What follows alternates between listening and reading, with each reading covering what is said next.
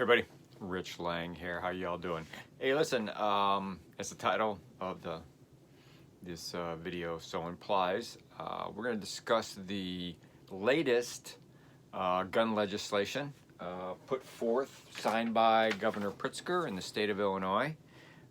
It is House Bill 562. They're calling it a landmark bill, which I printed and started reading, which is really fun.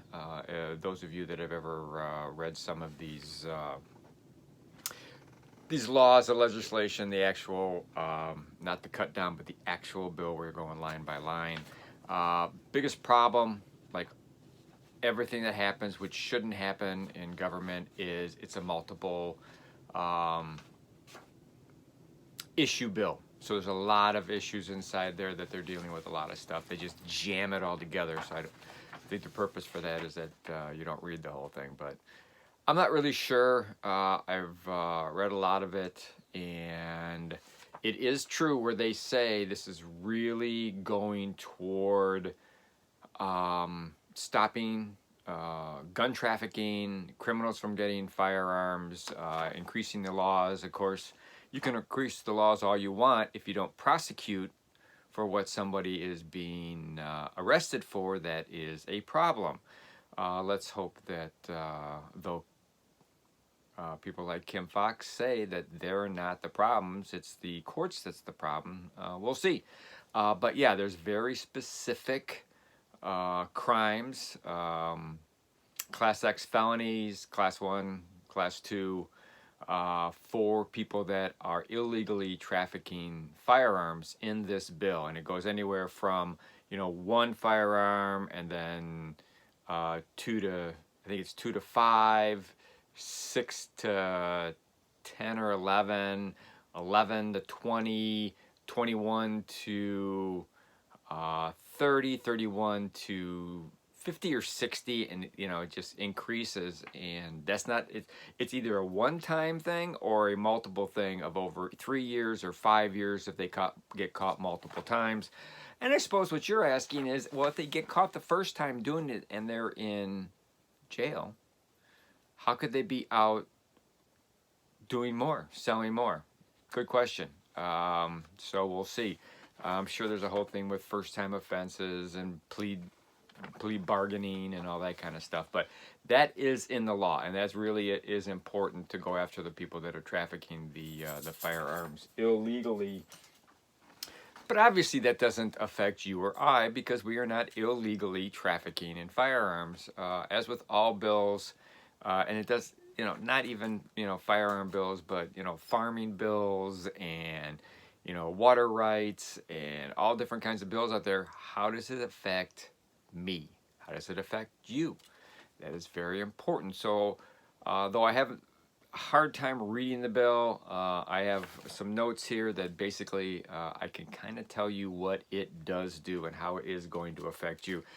This is also a total modernization of the FOID process, CCL process, state of Illinois.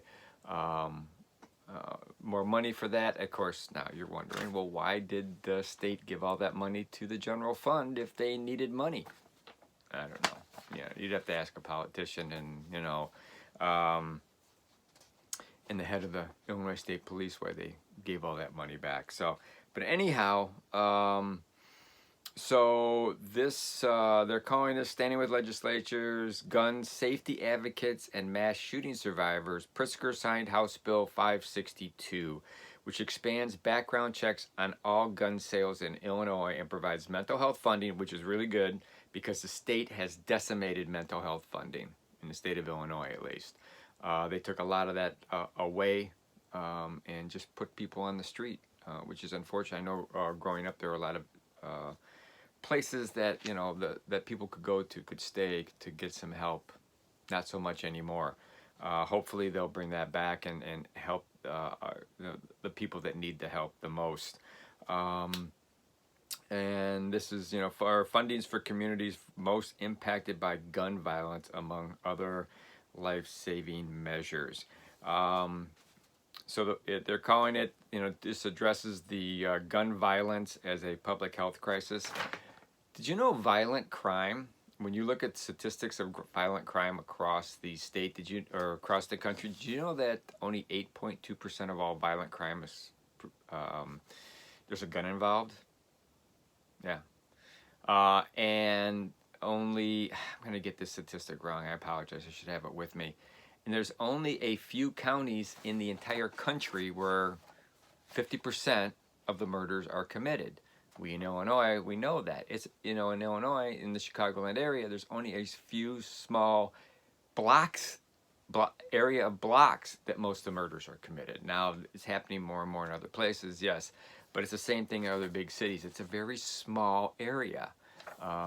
And did you know that about 15% of all communities or counties in the country, one or no murders occur? So it's very small area. So just for the back of your mind, this is a bipartisan bill. It is the first time that the FOID law has been, since it was created over 50 years ago, has been updated. And one of the reasons is they needed to modernize the statutory framework and the technology. We all know that. Those of us that are waiting for concealed carry cards or FOID cards and stuff like that, we know that there's an issue with the technology. But in 2010, there was 1.2 million FOID cards. There's now 2.2 million FOID cards. So what does the legislation do?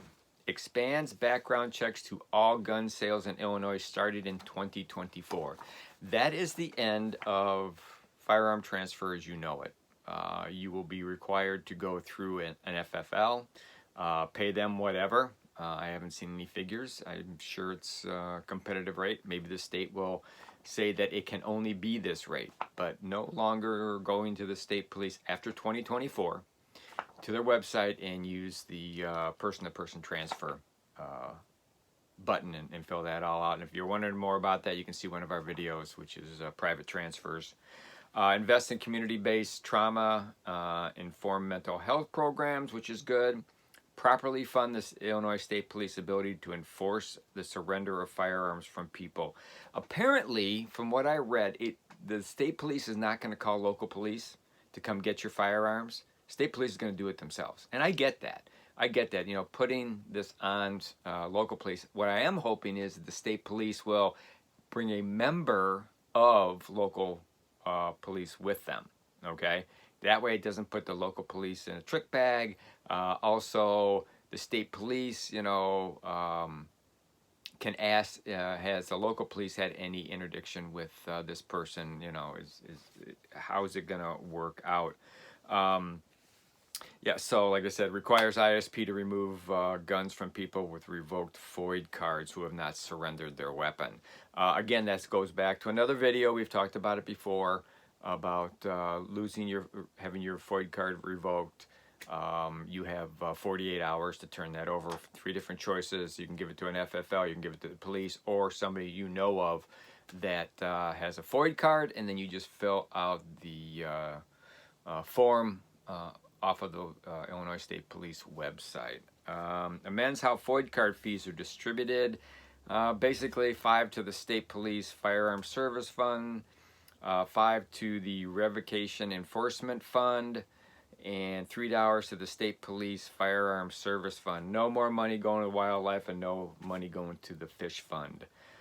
Creates a stolen gun database. That's kind of cool. I think that's pretty important. I think it also would help probably gun shops that take firearms in on consignment or outright, buy them.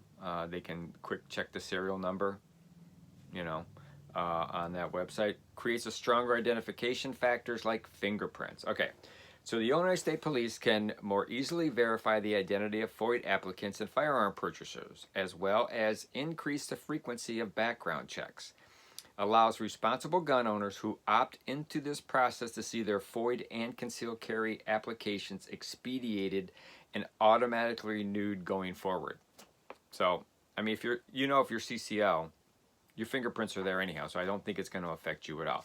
If you're just FOID, I think they want you to put that in, and you'll probably see your cards go through much quicker. Streamlines the FOID card system by allowing ISP to create electronic records, creating a combined FOID and concealed carry license, offering card holders the ability to apply for renewal 6 months, currently only 90 days, before the expiration date, and establish a professional appeals board, which is really important because the appeals right now is just kind of weird. I mean, it's, you know, it's very well spelled out on the website, don't get me wrong. And you saw, you know, I had a video on the appeals process and what you got to do and the different ways you can appeal. But if it a professional appeals board, then you're not, you know, dealing with the people that denied it in the first place. Makes sense to me. And I know what you're all thinking right now. Rich, you're falling into this trap that we need FOID cards, we need concealed carry cards. Hey, guys, listen. I know it's a constitutional issue, gals too. I know it's a constitutional issue, but here's the deal. Judges in the state of Illinois and other states have said that it's unconstitutional to have these things, but they aren't going to get rid of them until there's something better. They don't want to get rid of it, all right? They're going to hold on to it. So if they can streamline it, make it better, I get it. You know, I understand where you're coming from. Don't be throwing a shoe at the screen right now saying, Rich, you're an idiot.